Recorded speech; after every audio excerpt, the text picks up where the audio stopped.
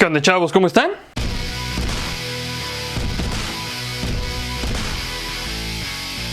Las buenas series y películas pueden vender una historia sin importar cuán loca sea.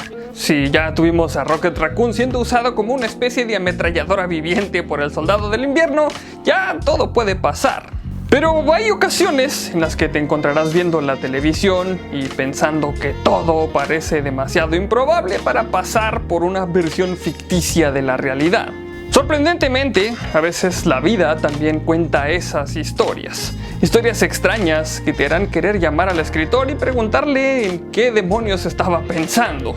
Pero como el escritor es la vida misma, hay razones de peso para creerle porque todo es verdad. Así que veamos 5 misterios sin resolver de la vida real que suenan completamente falsos. Número 1. La vida de Kaspar Hauser. Si hay alguna historia de vida que merezca convertirse en una pieza de época en Netflix, es la historia de Kaspar Hauser.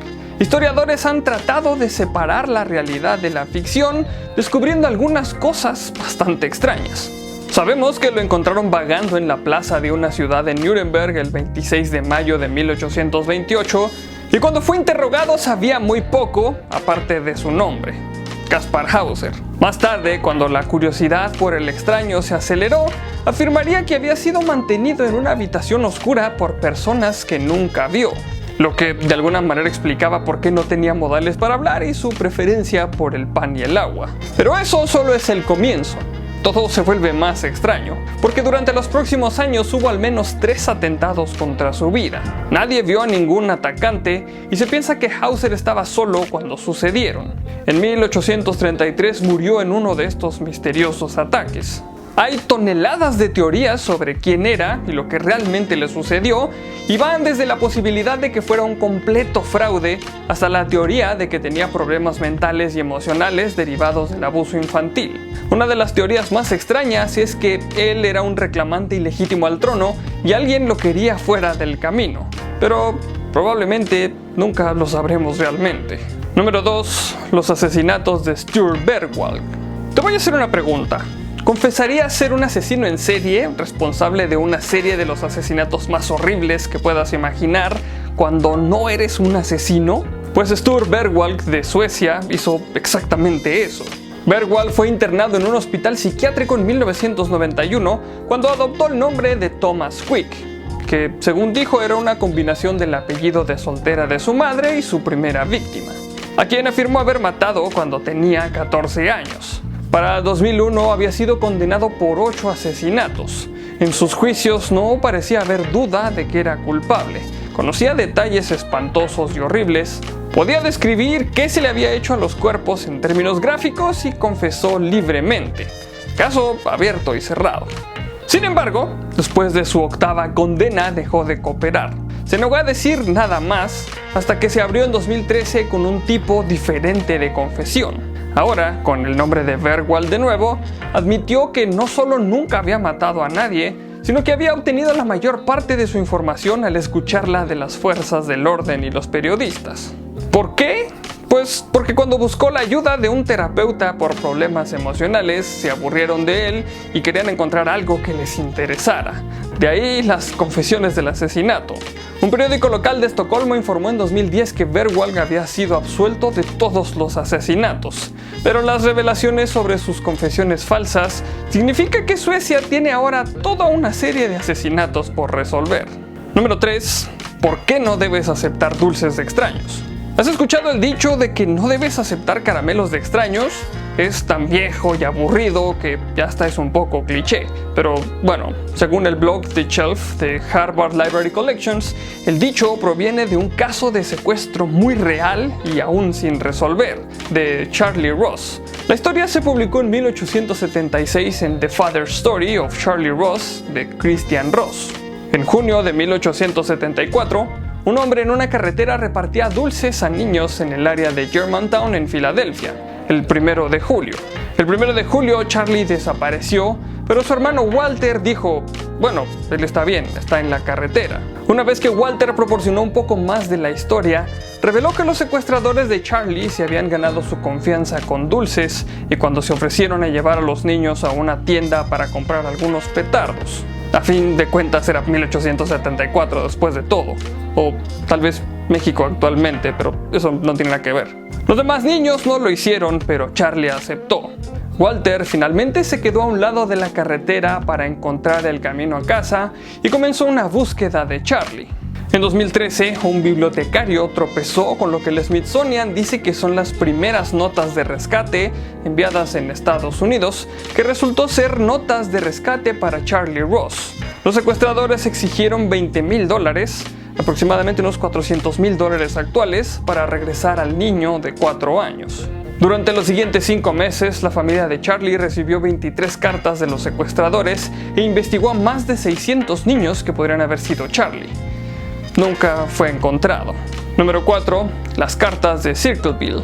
Uno de los clichés más grandes de las películas de terror, la entidad misteriosa que parece saber todo de ti, realmente sucedió en Circleville, Ohio.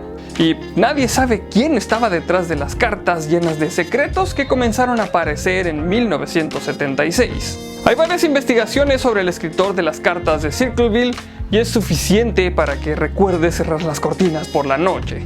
Hay muchas cartas, pero la serie de cartas más mortíferas comenzó con una que acusaba a una mujer llamada Mary Gillespie de tener un romance con el superintendente de la escuela, y además su esposo, Ron, también recibió algunas cartas informándole del presunto romance. Se interrogó a amigos y familiares y las cartas cesaron, pero quien quiera que estuviera detrás de las acusaciones aparentemente no había terminado todavía. Ron recibió una llamada telefónica el 17 de agosto de 1977 y eso lo enfureció.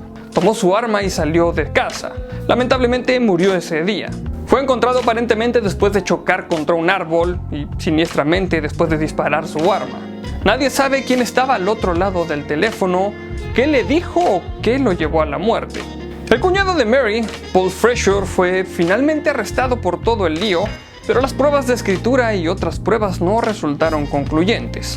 A pesar de eso, Freshour aún fue declarado culpable y cumplió una sentencia de prisión de 10 años, tiempo durante el cual recibió su propia carta críptica.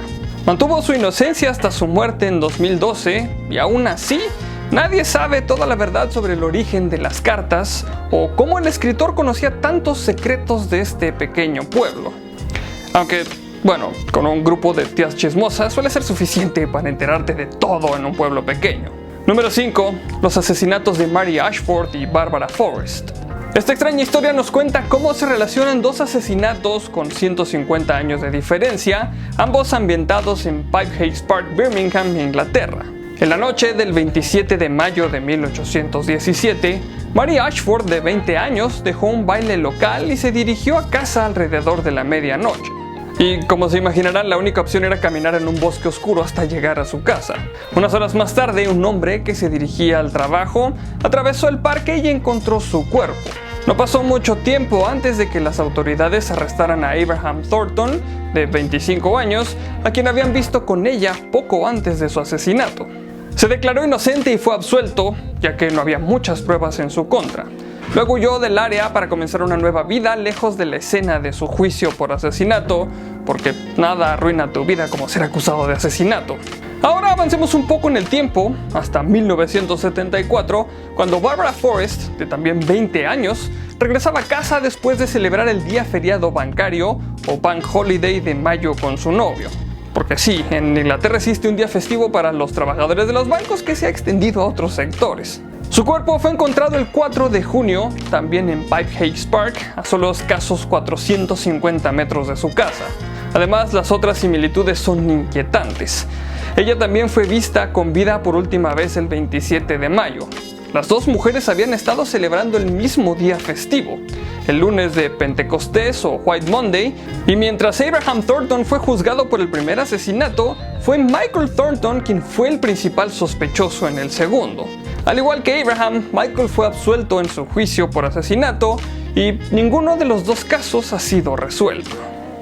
Muchas gracias a ti por ver este capítulo, pero sobre todo muchísimas gracias a todos los Patreons que me apoyan para seguir haciendo estos videos. Si quieres apoyarme en Patreon, aquí abajo está la liga para ir a mi página. Recuerda compartir el video con tus amigos y si no estás suscrito al canal, este es el mejor momento para hacerlo. Por aquí abajo te voy a estar dejando mis redes sociales para que me sigas y podamos estar más en contacto, y recuerda que hay videos nuevos casi todos los días. Recuerda también dar clic a la campanita para que te lleguen todas las notificaciones de los videos. Solamente me queda recordarles que mi nombre es Haroldo Montaño y como siempre, nos veremos en el futuro.